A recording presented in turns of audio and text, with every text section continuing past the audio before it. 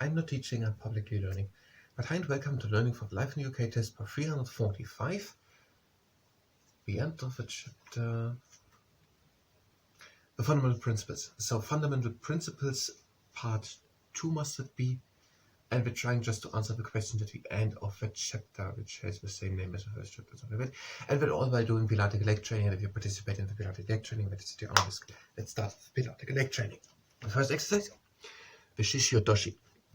We're bringing one leg long out with a flexed foot, and we're bringing it down and pointing it onto the ground, and again up, tapping onto the ground.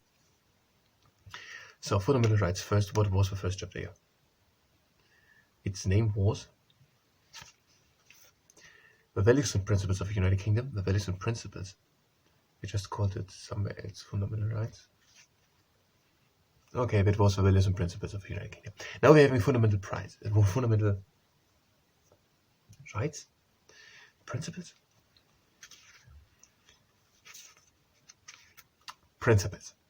So the first thing is, we should check to understand the fundamental principles of the United Kingdom.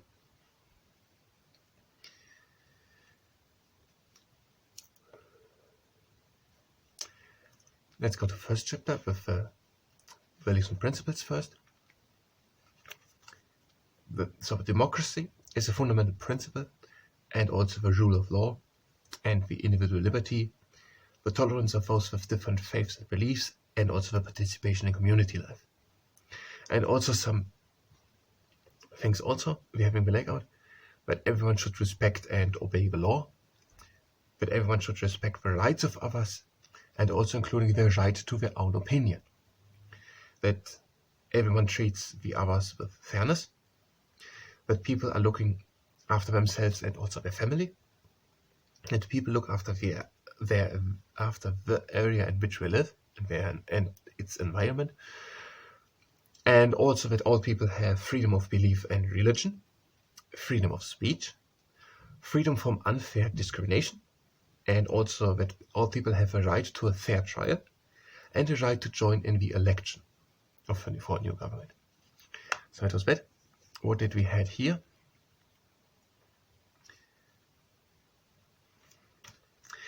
Yes, with the United Kingdom, we are doing the next exercise, the half hammer. We're having one leg long out with a flexed foot and we're bending the knee.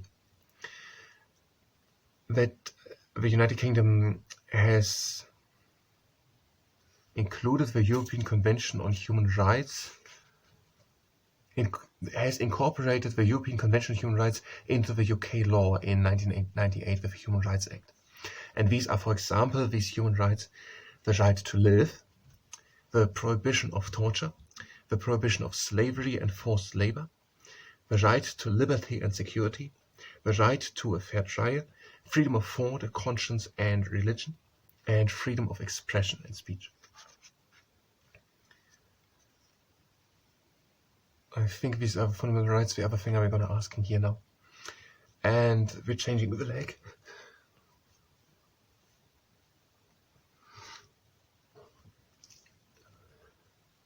And with the other leg the same. So the following will be a bit more serious. A bit about sexual violence. So that everyone understands that domestic violence is illegal. So any form of violence between partners is illegal. Domestic violence at home is illegal. Lots of violence everywhere is also illegal. But domestic violence is illegal. So the husband is not allowed to hit his wife, or the wife not allowed to hit her husband, something like that. So domestic violence is illegal. And also manipulation or mutilation of the genitalia of women is a serious crime, and also to taking the girl or the woman abroad into another country to do there the manipulation or mutilation of the genitalia is illegal and a serious crime. And we're doing the next exercise, leg out, and we're bending the leg at the knee, the hammerhead short leg exercise, and we're bringing the leg up with flexed foot. And also with forced marriage is illegal, so two people have to fully and freely consent into marriage if they want to do marriage. No one can be pressured or forced into marriage. It's completely up to the two people if they want to marry that other person. And we should also understand the system of income tax and national insurance. Without system, they told us we should get a solicitor. if we don't understand anything. It was before it.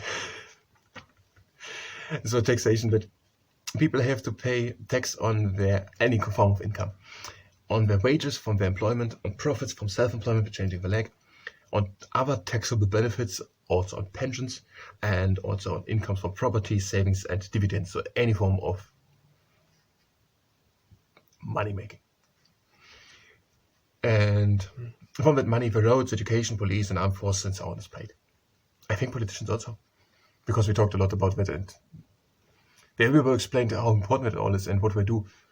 So why not mention me also? And the tax is more or less automatically taken oftentimes, but people who are self-employed must assess that and then tell what it is, and so on and on. The tax is paid to the HMRC. That could be a question. Who is the department or whatever which takes the money? And we're doing the next exercise. A leg long out and then bring it to the side again.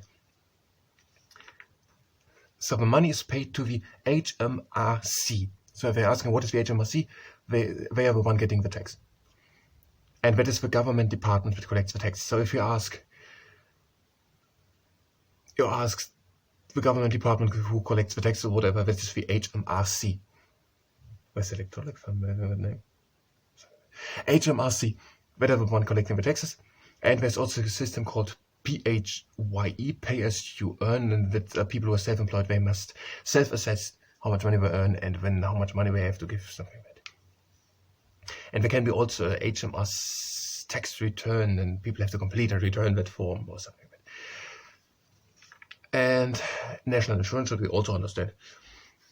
Almost everybody in the United Kingdom who basically makes money has to pay national insurance contributions, and they are used for state benefits, for example, pension or the NHS, so healthcare.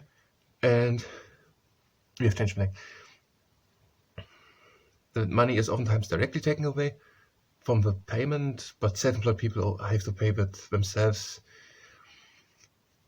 And people who do not earn enough money, so do not pay enough national insurance contribution, don't receive contributory benefits, for example, job seeker allowance or retirement pension or maternity pay, something like that. And people have to get a national insurance number. Let's make that also. That is a unique number. People getting around their 16th birthday or later normally, but non-UK citizens, so people from other countries living in the United Kingdom, they have to sign up for that. And so they are calling the National Insurance Number application line. Then they're getting a letter from the Department for Work and Pension, DWP. They have been invited to talk a couple of minutes, and they should bring a passport or something like that to identify themselves. And all about that, there are more information at gov.uk/apply-national-insurance-number. And we should also understand the requirements for driving a car. Skills and money, and also the will to do it all. We are doing the next exercise. We are pointing onto the floor with one foot, we're bringing it to the outside and pointing again onto the ground. We need a lot of money. A car is expensive. We need to have a will to do it all. When we're going to buy the car, then we have to register the car. Maybe that car has to be registered for. We have to register the car when we own it. We have to be over 17 years old to get a driver's license. And if we have a driver's license from another country, after a year we need to get a full or other driver's license. Like that, after a year, a driver's license from another country can make problems or something like that. And so it's only a year valid or something like that. And people have to register their car. They have once a year to do a MOT test. If the car is older than 3 years, so most cars. And they have to tell if they're putting the car off the road. They have to pay annual taxes on their car. And if people are over 70, they have to check every 3 years or something like that they are still valid to have a driver's license. In Northern Ireland, they have to play an R if they have just for a year a driver's license. That's the last thing, so we could make it in more detail, but they hadn't done that much more details. You're changing the leg, and with that, that's it. So if you were just here for checking that we understand all about the fundamental right? I want to know it. The chapter was called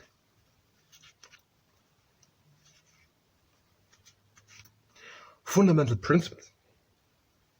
If you were just here for fundamental principles, you can go directly to the next part. If you then were just only for your role in the community. So, then the values and responsibilities or your role in the community. We're going to do values and responsibilities, but we're going to read the rest also. Otherwise, we're going to do now something else. Back to the architects. So we had that there are examples of medieval architecture. For example, Lincoln Cathedral, or in 10 seconds we're going to do a plank, a 4-minute plank. Lincoln Cathedral, Durham Cathedral, Salesbury Cathedral, and in 3 seconds. And stop the plank. So there are Durham, Lincoln, Canterbury, and Salisbury Cathedral. And there's also the White Tower of the London Tower, that is Norman Castle building, Norman style, whatever. It's an example of Norman Castle keep.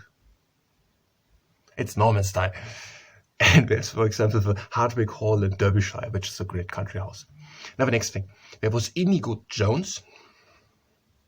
And he designed the Queen's House at Greenwich and the banqueting house in Whitehall. Be rather too high with back than too low and tuck a table on it. Inigo Jones designed the Queen's House at Greenwich and banqueting hall in Whitehall, which is in London. It's also a senator, which Sir Christopher Wren did. No. Sir Christopher Wren lived in the 16th century, 17th century, so it must be someone else. But it was written. Inigo Jones, he did Queen's House at Greenwich and banqueting house in Whitehall in London. Sir Christopher Wren did the St. Paul's Cathedral. Who did the cenotaph?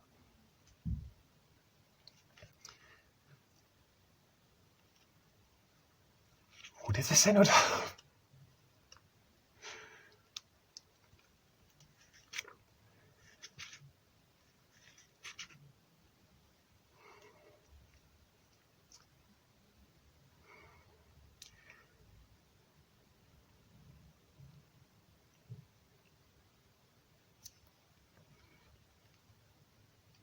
Here, Edwin Lutyens. So we're coming to that later. Edwin Lutyens.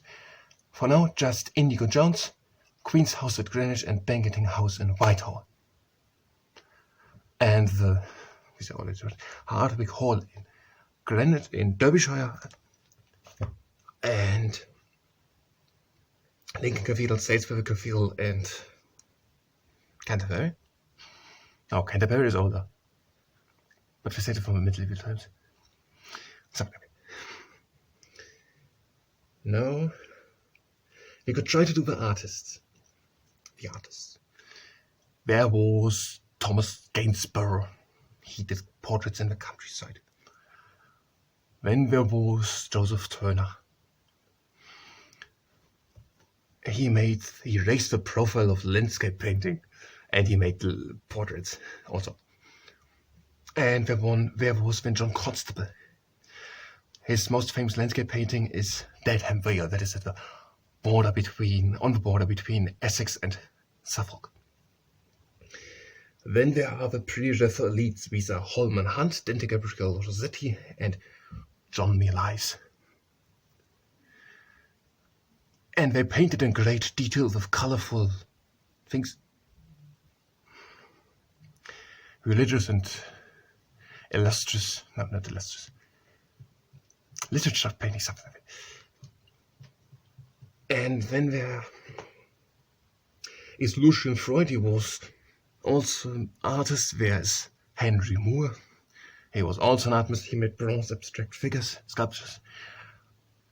Lucian Freud, he was German-born, British citizen then, something like that. And someone was part of the pop art movement of the 1960s. And one or two more, which I forgot. 15 seconds. In Haggis, where offal, onions, oatmeal, and offal, sweet onions and oatmeal. 3 seconds. And that's it. Now we don't have time for anything else, so thank you very much.